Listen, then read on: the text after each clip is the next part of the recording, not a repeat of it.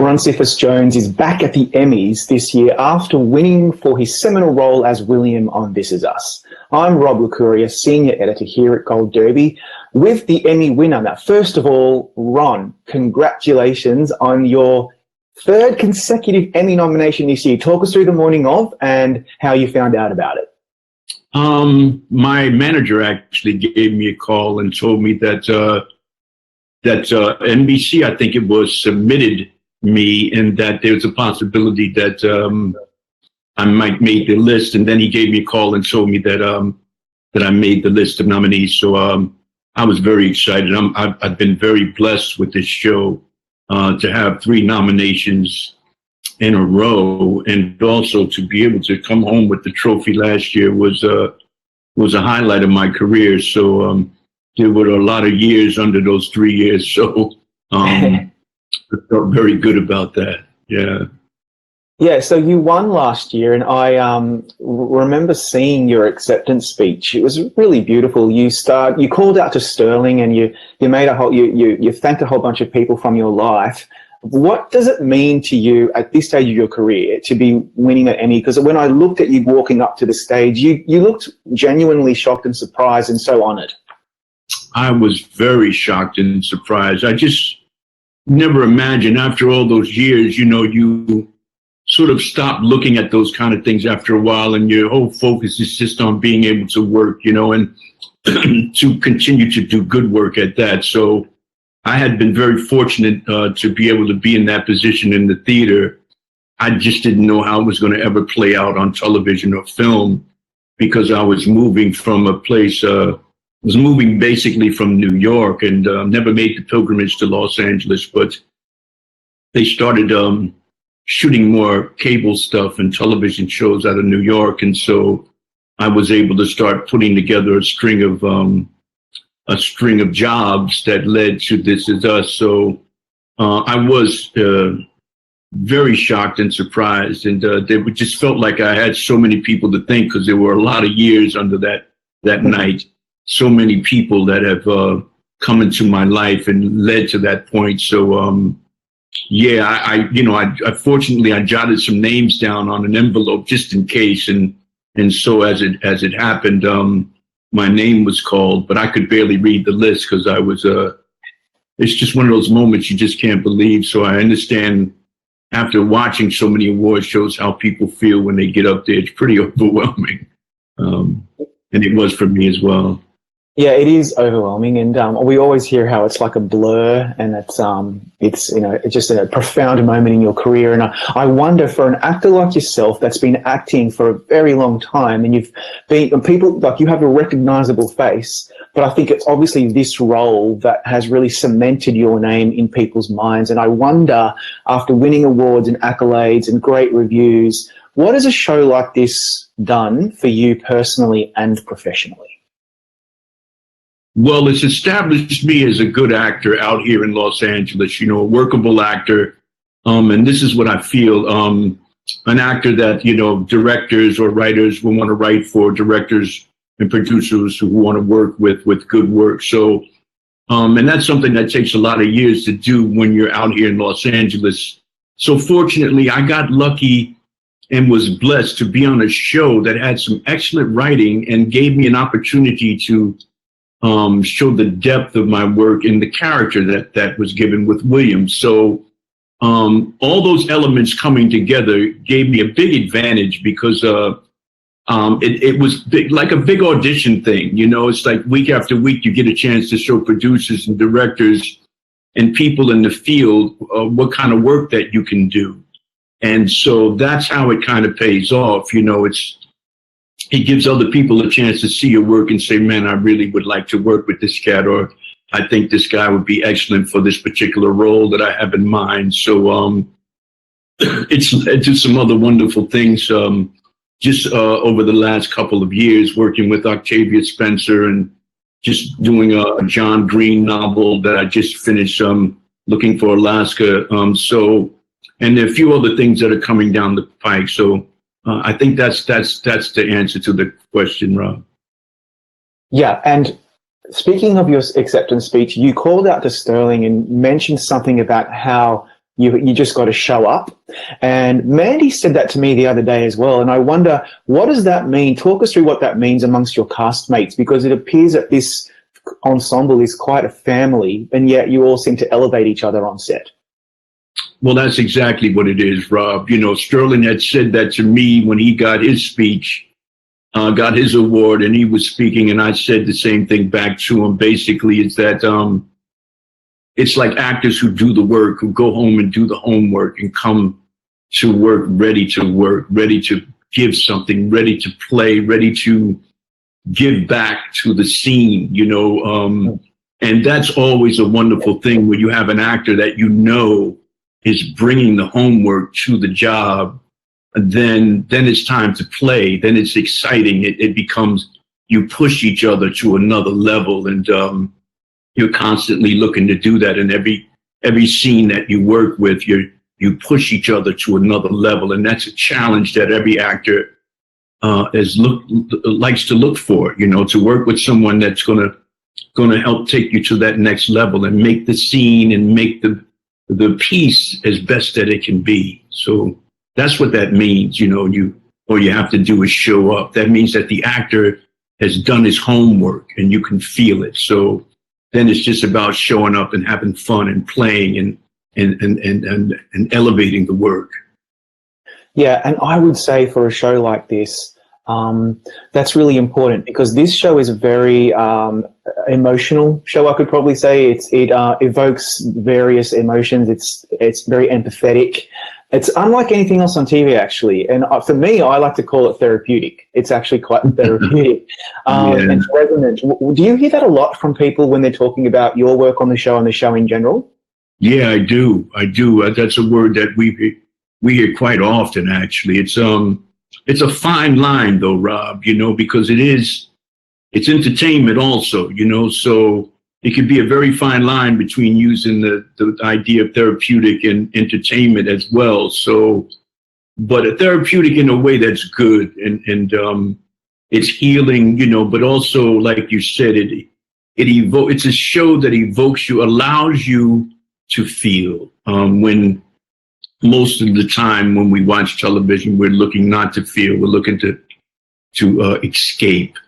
And this particular show does just the opposite. You know, you escape into your feelings as opposed to escape away from your feelings. So I think that's the difference, is that it gives you license to do so. And knowing that you're doing it with so many hundreds and thousands of other people, you don't feel so alone. You don't feel so weird that you let yourself cry, you know. So, I mean, we've had cats like, you know, motorcycle drivers or construction workers that shed a tear with their wives and their children when they watch this show. And that can be a beautiful thing. You know, it opens up conversations about disease, about adoption, about love, about brothers and sisters, so forth and so on. It's supposed to do that. Yeah, that's my assistant checking the screen blank. But yeah, I think that's you hit it right on the head, bro. Yeah. Yeah, I never thought of it that way, because a lot of the times when you're watching TV or movies, you do want to just switch off and escape. This show is not one of those shows. This show is immersive. It's a really, really good way to put it. And your scenes in particular, they evoke very strong feelings about our relationships with fathers and sons, depending on where you're at in your life. That's right. What can you draw from as inspiration to give that angle authenticity? There are a lot of men like William in my life, uncles, you know, my father, my grandfather, I'm sure, as well as Sterling on his side, the different men that I grew up in my life that I drew from. One in particular, Rob, is interesting. My best friend that I grew up with at the time, his name is Charles Bivens, God rest his soul. He was going through stage 4 stomach cancer, the same disease that my character was going through the first year that I was doing William. And he eventually passed away as well. So things like that were very close. I know a lot of men who've are in recovery from addictions, alcohol and drug abuse. Two uncles in my life who've gone through that, so there are a lot of very strong, powerful men that I had an opportunity to draw off in all my years of growing up through the 60s and 70s in New York. So jazz musicians, me wanting to be a jazz musician, many musicians that I grew up are good friends of mine, poets. So that's the beauty of William that I love. There were so many different men that were creative, African-American men that you don't see much, that are artists, that draw, that write poetry, that play music, and also have children that many of them are in-home dads and many of them are away dads, but most of them, for whatever reason, love their children, from afar or even close. So there was a lot of different men in my life that was very easy for me to look inside and draw from for William. And so it was he became a character that was very close to me because it reminded me of so many wonderful men that I grew up with. And he's also such a fully formed character. There's a lot about him that we've learned over the last 2 years in particular.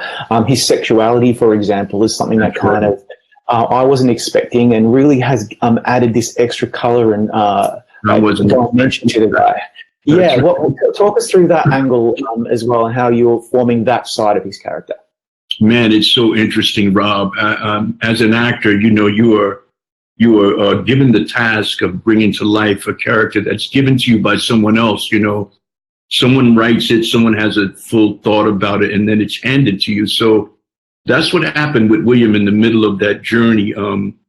Dan came to me and approached me about the idea of William being gay.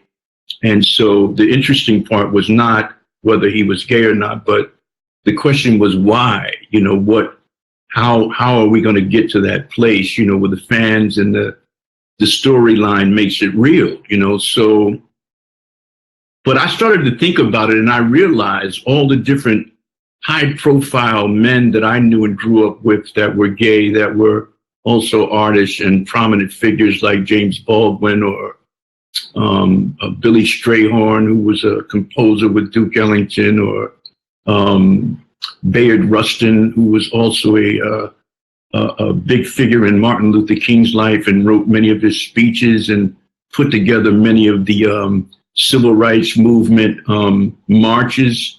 And I remember my mother telling me the story about Bayard Rustin. He was a brilliant mind, but he had to stay behind the scenes because of his sexuality. And he was Martin Luther King's right-hand man. And of course, we all know about the prolific James Baldwin, so when you think about men like that, and all the other people that that it wasn't about the sexuality, it was about the person, and the sexuality was a part of who William was. And so I didn't have any problem with any of that. And I don't think anyone should when you look to the heart of a person. So, and that's what I tried to bring out. And so I know some fans, had different opinions about it, but that's a beautiful thing too, so the core of William never changed, and the beauty of it was, like he said, I've always been attracted to men and women. I've always had the capability to love those that love me. So I thought that those lines and the way they wrote him out was really beautiful. And then having an opportunity to work with an actor like Dennis O'Hare, who many don't know is also one of the most respected stage actors from New York to London, so to get an opportunity to work with somebody like him, man, it was a beautiful thing, man. I wish that we would have had more to do together because he's such a wonderful actor, man. And to be in a scene with a cat like that, man, I mean, it's like, that's the top shelf type stuff, man. So, yeah. Yeah, there's so much about the character that is complicated, organic. He's not a cardboard cutout, and that's the beauty of this show. Yeah, I love that about him, and I love the way they wrote that about him. Layered, a lot of layers that I've had an opportunity to play. Yeah. And the other beauty of this character is, like a few other people in the cast, you have to play him in various time periods. So before we had Jamel Nakia playing him as a young man, but you got the opportunity to do that as a slightly older young man, and then obviously as a very old man. Right. How difficult is it to play the different parts of him, and what are you doing internally to bring that out, apart from the makeup and the hair that we can actually see? Well, it's really about trying to keep up with this timeline. It's like, okay, where does Jamel cut off and where does Ron pick up, and then where does the older so we tried to explore that a little bit in the last season, and there was so much going on and so many new characters, so we didn't get a chance to touch on it too much. I was hoping, and still do, that maybe in the upcoming seasons, if they do decide to bring William back, that would be perhaps some of the area where Jamel leaves off, and then also that area where William has gotten clean. So, for instance, when he met the woman with the baby who came to live in the building, that period of William's life before Randall came, but after he's in recovery and just before he met Jesse. So those are the little timelines that were going on, and I had to just make sure I kept together. Okay, is this pre-Randall, but after Jesse, but after he's clean? So just trying to keep those timelines constant and consistent in my head, So that was the difficult part about that. Just making sure I was clear about where he was at chronologically in his life, and when he got clean, when he met Jesse, when he met the woman, which was before he met Jesse. So all those kind of things. And speaking of the younger William, he features prominently in the episode that you've submitted to Emmy voters, A Philadelphia Story. It's a really poignant flashback in his early life. Is that the reason why you decided to go down that road and pick that particular episode? I didn't actually pick the episode. The producers picked that episode, so I think that's the reason why. It was there was those little moments that really kind of stood out and were an extension of the season before. So I think that's what the nominations are about. Also, they're an extension of one another. So it's really about the extension of that character, and the way they write it. I think that I feel, and I couldn't say for sure, but I feel like that's what the nominations are about too. It's like the way they've written it and the way we played it and the way I've been able to lay the character down. There's always an extension from what happened before that leads into the next season. So I'm pretty sure that's why they chose that scene. Well, speaking of Ron, we really hope to see you next season. I don't know if you can tell us anything, if you know what's happening with William, but I think we're unfinished. I think there's more that we need to learn about this guy. What do you think? Yeah, I would love that, Rob. I have no idea, to be honest with you. And if I did, I would tell you, but I have no idea if they have any intention on bringing him back. I know that it's always open, and I will say this, that Dan has always said to me that William is always open. He's an open book. So they could decide to bring him back in a major way this season, next season, but they will bring him back at some point. I just don't know when or how. But he did always tell me that, and that's the beauty of the way they write this show, that you could get that call and they may have 2-3 episodes for me to do in a flashback of some brilliant stuff that comes out of the mind of Dan Fogelman. So, well, fingers crossed. And thank you, Ron, for your time today, and good luck at the Emmys. Man, you're the best. You're the top shelf, Rob. Thanks so much, brother. And everybody else, go back to Gold Derby, make your predictions so you can compete against know-it-alls like me. And then you can click subscribe so you can watch contender videos like this one with Ron. Thanks, everybody. Take care.